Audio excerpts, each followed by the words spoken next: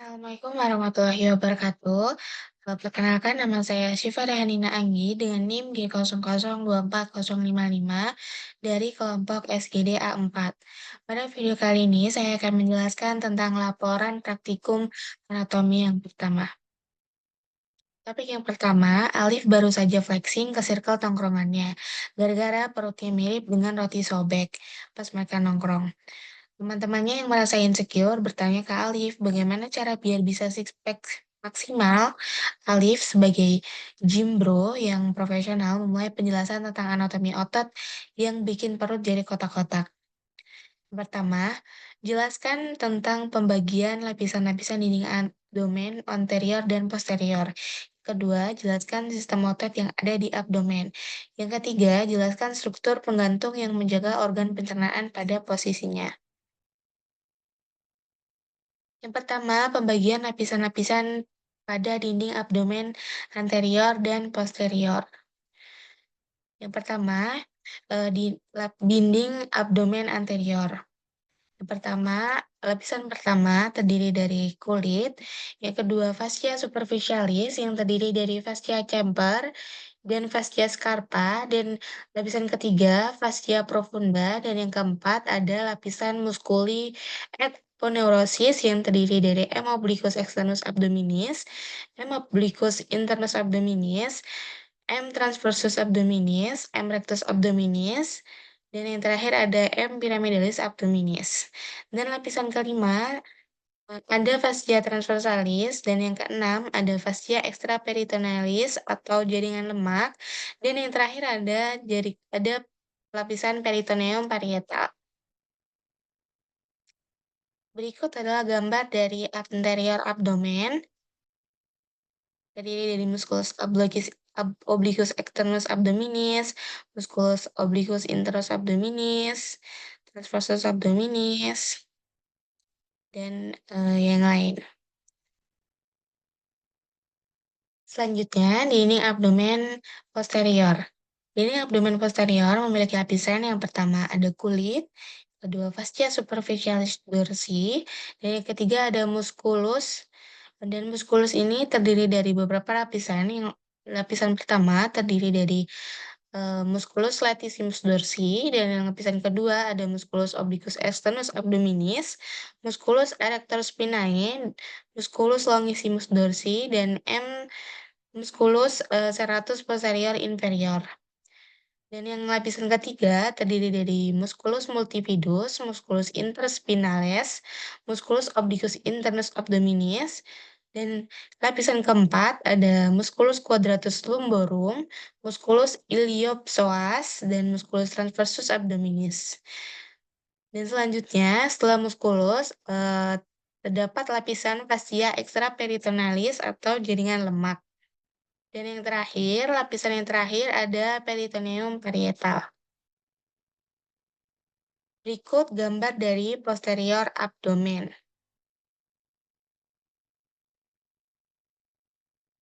Selanjutnya, otot-otot yang ada di abdomen. Di abdomen terdiri dari dua muskulus, yaitu pertama flat muscle dan yang kedua ada vertical muscle. Kita bahas flat muscle yang pertama terdiri dari M. obliquus externus, ligamen inguinal, musculus obliquus internus, dan yang terakhir ada musculus transversus.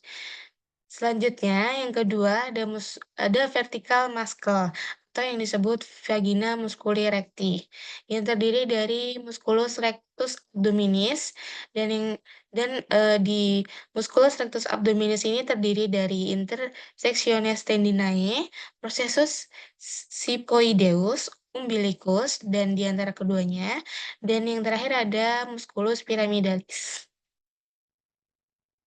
Berikut adalah gambar otot-otot yang ada di abdomen. Selanjutnya, struktur penggantung yang menjaga organ pencernaan pada posisinya. Struktur penggantung yang menjaga organ pada posisinya adalah duplikator peritonei atau mesentri. Alat penggantung atau mesentri adalah lipatan atau duplikator peritoneum. yang membentang dari peritoneum parietal ke peritoneum visceral dari organ yang digantung. Secara sederhana, mesentri adalah alat penggantung yang melekatkan viscera dengan dinding abdomen posterior. Mesentri berisi pembuluh darah, saraf, limfe, dan untuk organ yang digantungnya. Duplikator peritonei ini terbagi menjadi tiga, yaitu mesentrium, alat penggantung peritonei itu sendiri, yang kedua omentum, dan yang ketiga ada ligamentum peritonei.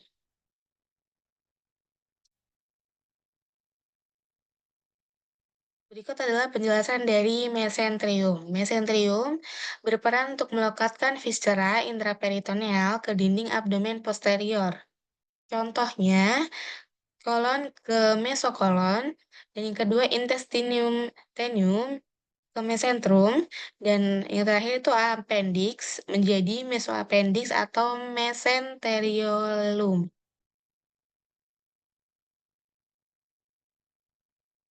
Sekian penjelasan dari laporan praktikum yang pertama. Bila ada salah kata, saya mohon maaf. Terima kasih. Wassalamualaikum warahmatullahi wabarakatuh. Assalamualaikum warahmatullahi wabarakatuh. Perkenalkan, nama saya Syifa Hanina Anggi dengan NIM G00240055 dari kelompok SGD A4. Pada video kali ini saya akan menyampaikan tentang laporan praktikum anatomi yang kedua. Topik yang kedua, Randy adalah seorang mahasiswa yang sangat gemar menghadiri acara makan bersama, terutama di restoran dengan konsep all you can eat.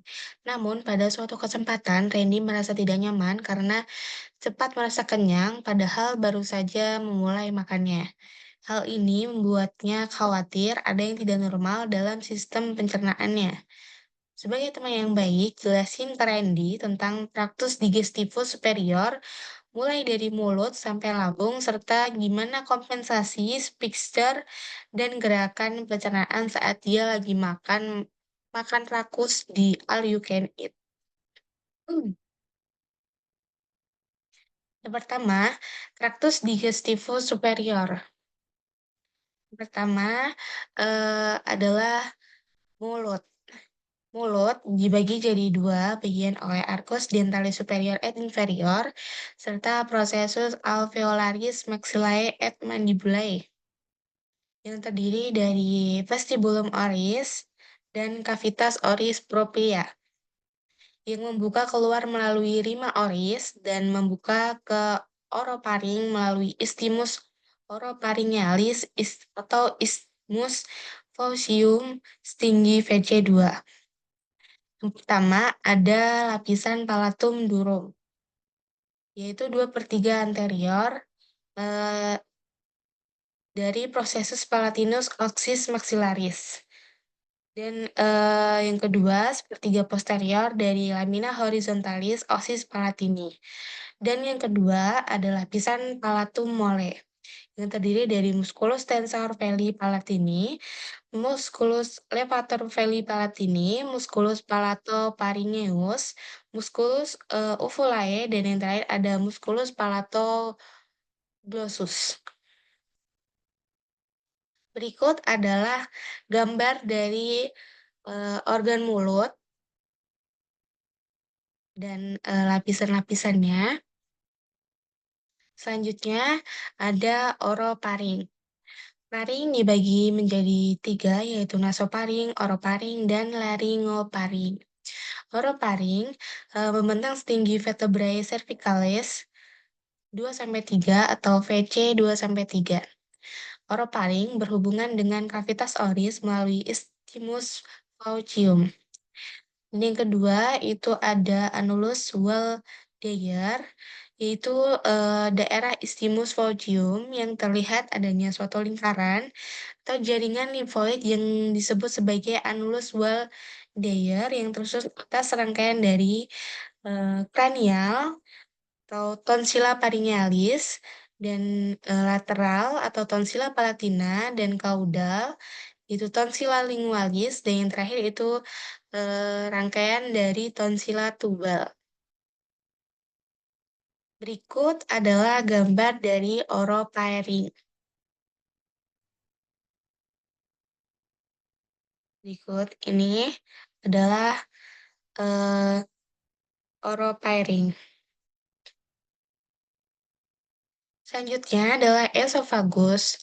Esofagus terdiri dari 3 pars, yaitu cervicalis, VC6 sampai VT1, dan thoracalis VT1 sampai 10, dan abdominalis VT10 sampai VT11. Dan yang kedua, di esofagus terdapat penyempitan, yaitu angustia esofagus. Yang pertama, penyempitan atau angustia esophagus itu terdiri dari 3, yaitu angustia superior atau VC6 pada musculus cricopharyngeus dan cartilago cricoidea. Dan yang kedua ada angustia media dan TTH 4 atau 5 di tempat arcus aorta dan bronchus primarius dexter yang menyilang. Dan yang ketiga ada angustia inferior atau VTH10 saat melalui hiatus oesophagus. Berikut adalah gambar dari oesophagus dan berikut adalah gambar dari penyempitan atau angustia esophagus. Ini adalah angustia superior, angustia mediana, dan angustia inferior. Selanjutnya ada gester. Gester terdapat 4 bagian, yaitu fundus gastricum, pars cardiaca, corpus gastrium rugae atau plica gastrica, dan pars pylorica atau antrum dan canalis pyloricum yang terdiri dari gastrophaneal sphincter atau LES dan musculus sphincter pylori yang terdiri dari curvatura gastrica major omentum maius, curvatura gastrica minor omentum minus, orificium cardiacum setinggi VTH 11, orificium pyloricum setinggi VL1, dan selanjutnya adalah omentum. Omentum memiliki 2 bagian, yaitu omentum minus dan omentum maius. Omentum minus sendiri terdiri dari ligamentum hepatoduodenal yang berisi vena portae hepatis, arteri hepatica propria, ductus coledochus, plexus hepaticus, dan ligamentum gastrohepaticum. Dan yang kedua ada omentum maius yang terdiri dari ligamen-ligamen, yaitu ligamen gastrocolica, ligamentum gastriprenica, ligamentum gastrorenal, ligamentum splenorenal. Berikut adalah gambar dari gester, bagian-bagian dari gester. Dan berikut adalah gambar dari omentum. Yang ini adalah omentum minus dan ini adalah omentum maius. Selanjutnya ada arteri dan vena.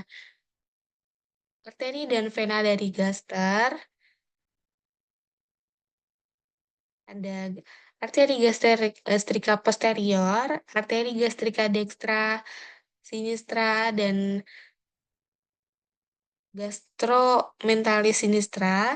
Dan ini adalah vena dari gaster, yaitu vena gastrika sinistra, vena gastrika dextra, dan yang lain. Selanjutnya adalah kompensasi Spitzer dan gerakan pencernaan.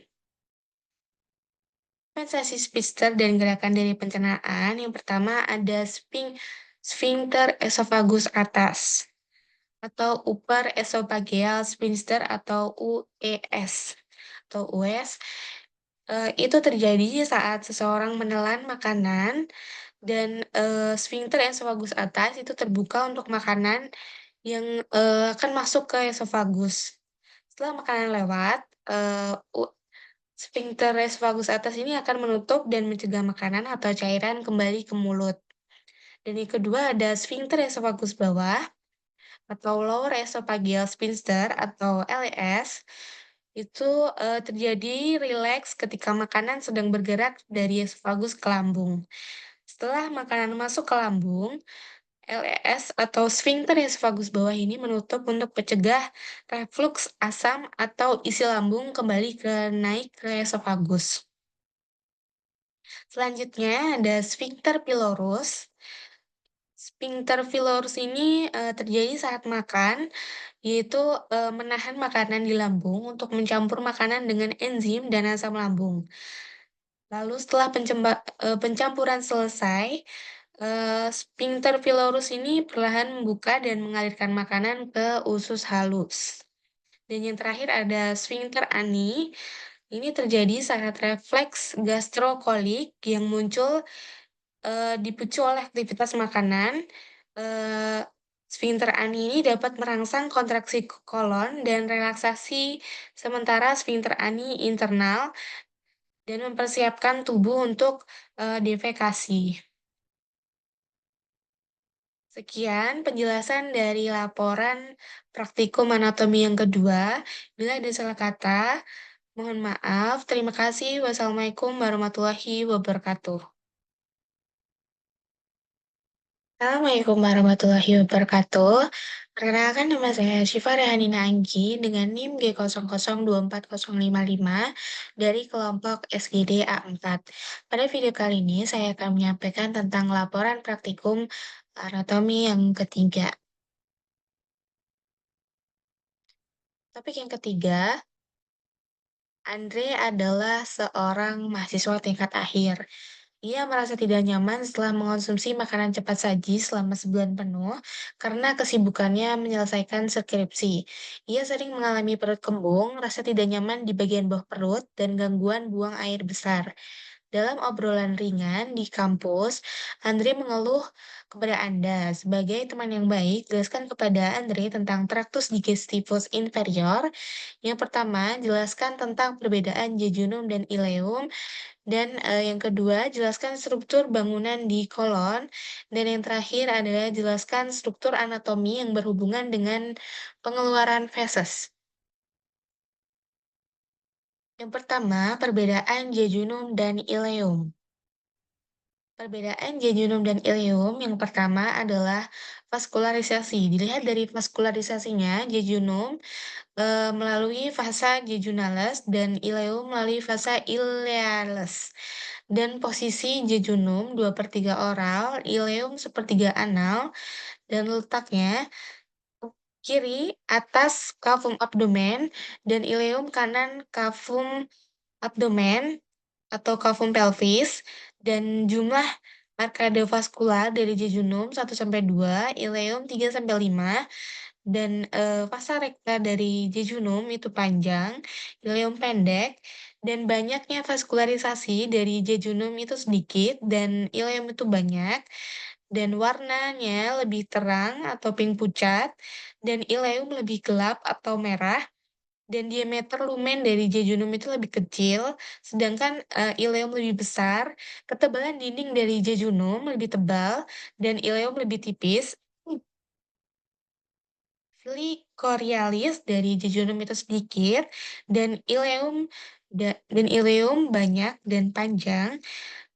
Limfosit dari jejunum tersebar rata atau soliter, sedangkan ileum itu teregregasi atau berkumpul atau plakui pair, dan, lemak dari jejunum disimpan di dekat radi X, dan, ileum itu di seluruh bagian ileum.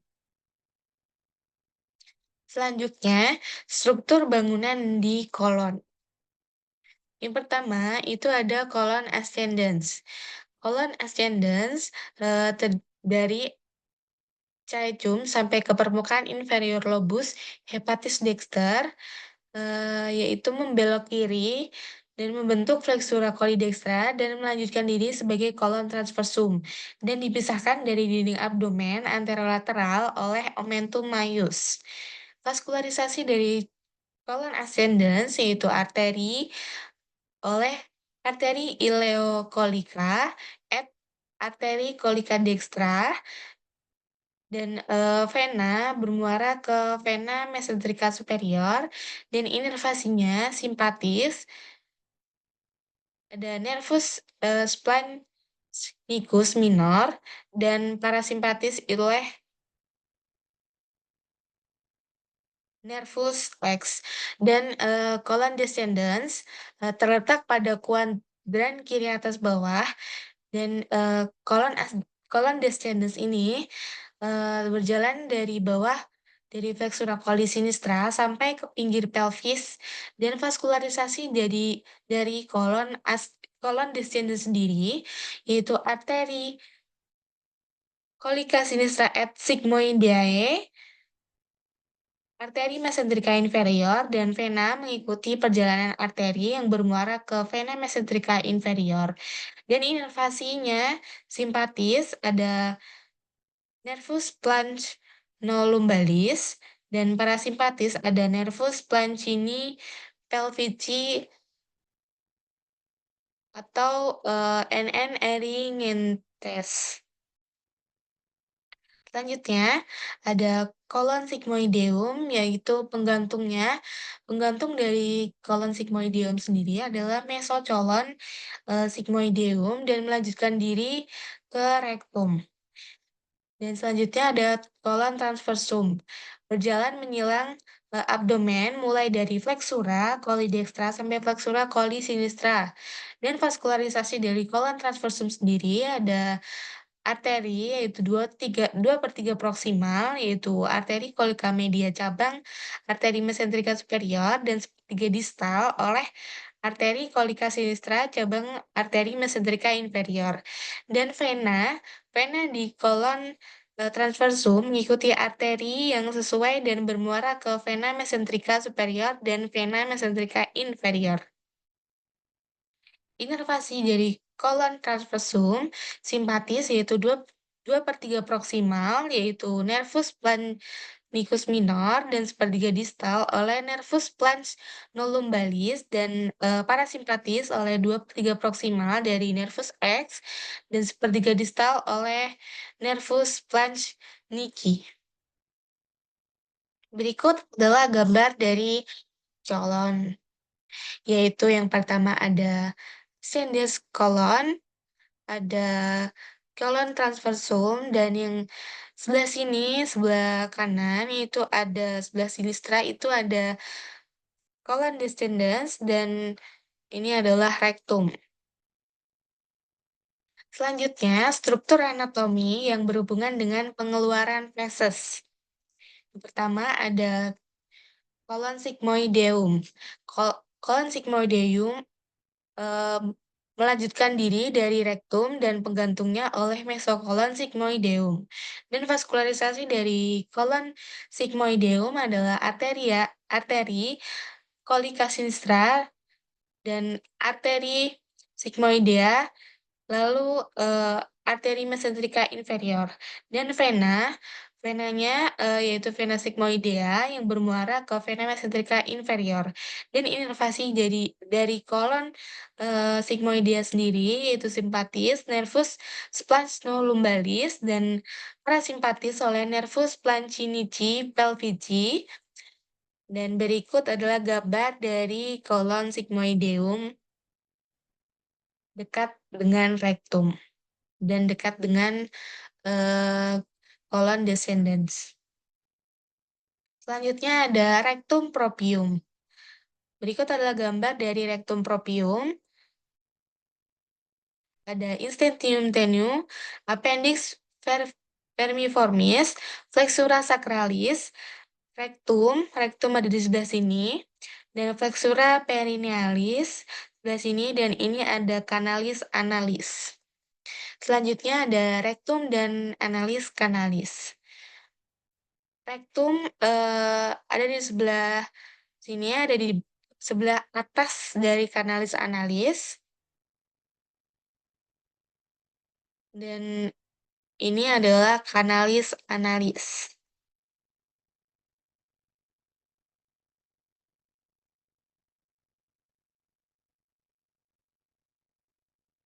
Sekian penjelasan dari laporan anatomi yang ketiga dari saya. Bila ada salah kata, saya mohon maaf. Terima kasih. Wassalamualaikum warahmatullahi wabarakatuh.